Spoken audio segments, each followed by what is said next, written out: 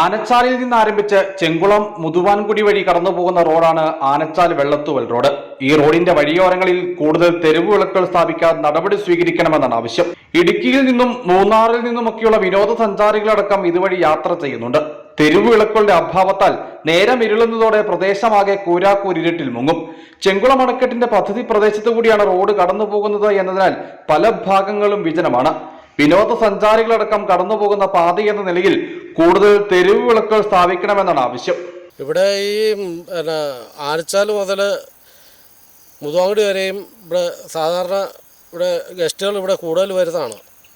ആനച്ചാൽ, ചെങ്കുളം, അങ്ങനെയുള്ള മുതുവാങ്കുടി, ഇരിട്ടാനം അങ്ങനെയുള്ള സ്ഥലങ്ങളിലെല്ലാം ഗസ്റ്റുകൾ കൂടുതൽ വരുന്ന ഒരു സ്ഥലമാണ്. അപ്പോൾ അവിടെ ഒരു കാരണവശാലും ഈ ആനച്ചാൽ മുതൽ മുതുവാങ്കുടി ആ ഭാഗങ്ങളിൽ വരെയും വഴിവിളക്കേ ഇല്ല. ഉണ്ടായിരുന്നു വെള്ളത്തൂൽ, മുതുവാങ്കുടി മുതൽ വെള്ളത്തൂൽ വരെയും വഴിവിളക്ക് ഉണ്ടായിരുന്നു. ഇപ്പം നിലവിൽ അതിലേക്ക് ഓരോന്ന് തോന്നിയ പോലെ ഏതിലെങ്കിലുമൊക്കെ ഒരു വഴിവിളക്ക് അതിലേക്ക് കത്തുന്നുണ്ട്. ചെങ്കുളം ബോട്ടിംഗ് സെന്റർ പ്രവർത്തിക്കുന്നതും ഈ റൂട്ടിലാണ്. രാത്രികാലത്തും ഇതുവഴി ആളുകൾ വാഹനയാത്രികരായുണ്ട്. പ്രദേശത്തെ മറ്റിതര റോഡുകളെ അപേക്ഷിച്ച് തിരക്ക് കുറവുള്ള റോഡ് കൂടിയാണ് ആനച്ചാൽ വെള്ളത്തൂവൽ റോഡ്.